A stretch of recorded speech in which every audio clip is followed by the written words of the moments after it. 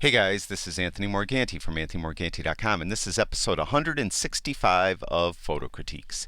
In this episode, I'm pleased to critique the work of Sukhesh. I hope I pronounced that right. Sukhesh sent me in some nice images. Let's check them out. This first one here, we got the flowers. Now the light is pretty harsh. Typically, when you photograph flowers, we like the light to be a little softer, so not so much these very dark shadows involved in the shot. It makes the light look really harsh. So this is in a pot, so maybe you could move this pot into somewhere where there's a little bit of filtered shade, so the light is being filtered a little more, and it would give you a little more flatter images. But you can come on some unique angles and work that scene, and you could really still show off some of the texture of the flower. So that's my suggestion, is you work the scene, and because it's a movable subject, try to move it where the light's a little better. Or if you can't move it for any reason, come back when the light is better. This is a pretty cool idea. I like this. Selective focus. These two flowers are in nice focus. The rest of the scene's really blurred. It's 33mm lens at f/5, so we get this nice blur. The only thing, this pot over here is spoiling it, and this, like this over to the right, is really fantastic. So if there was a way you could work this scene and angle yourself more this way and use this as the entire backdrop to the flowers, it would really excel. Now flowers, obviously they're not facing properly, but you could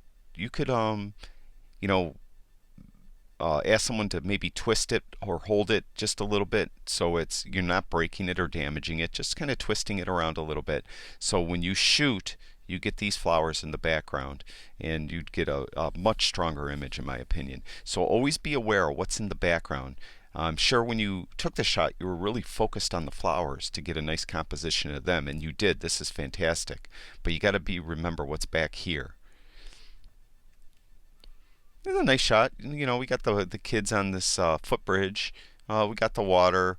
Interesting sky. It is very dark. Again, I mentioned many times in the critiques that these images come out very dark. If you ever print them, this doesn't look right when it's printed, when it's so dark. So you always want to be careful you don't keep the highlights down so low that you get a lot of blacks. A lot of blacks. So just turn those up a little bit.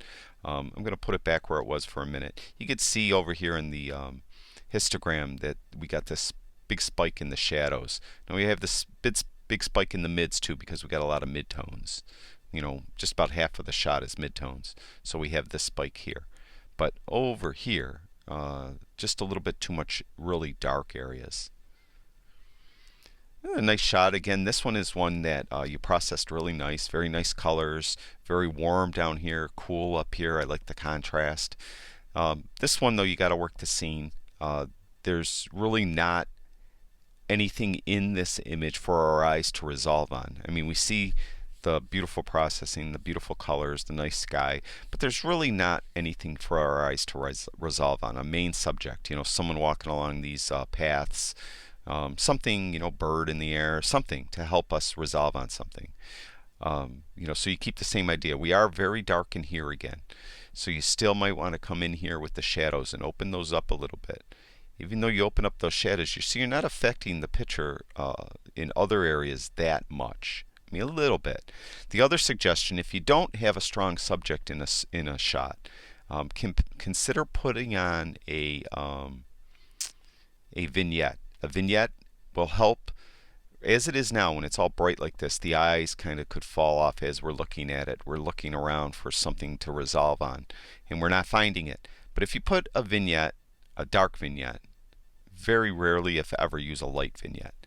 We use even a slight vignette. It helps the user get focused towards the middle of the shot. So there's before, there's after. There's before, there's after. And you can see I brighten those up too. So before, after.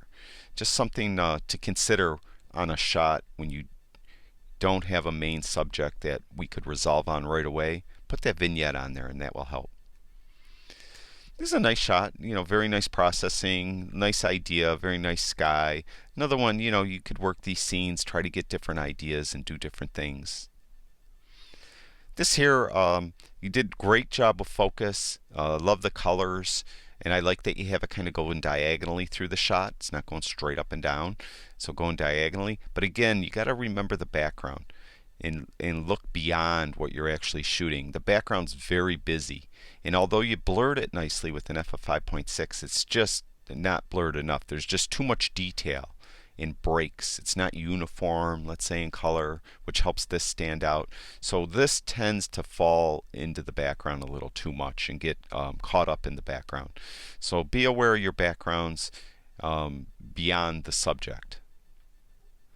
This is a cool shot. It looks like you probably threw an ice cube into the water. This shot is typically taken with a flash. Use a flash and it really will freeze the water. Now we have some blurred water, which I guess adds to the effect. But typically you would do this with a flash. So you could try doing the shot again. Use a flash and you really get a really cool effect with the water. Secondly, the background again. There's just these panes are nice, but we're looking out at the side of another house, and it doesn't add anything to the shot, this background.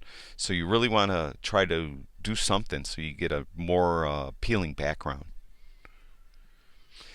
This is a similar shot to that one we had earlier, and that was one we had, it was real dark in here, and this one is also. So I would still go up into the basic panel and I would open up shadows again on this one.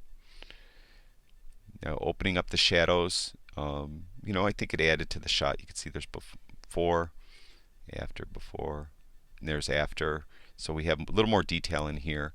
Then again, like the other one, there's still really not a strong central subject to our eyes to resolve on. So put this vignette on, and it helps, bring your eyes towards the middle of the frame.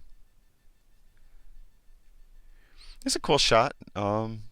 Just very commonly do this with water drops, hanging off a leaf, and you could get everything focused behind it upside down. So it's a really cool shot. And of course, this isn't a water drop, but it's really a nice idea.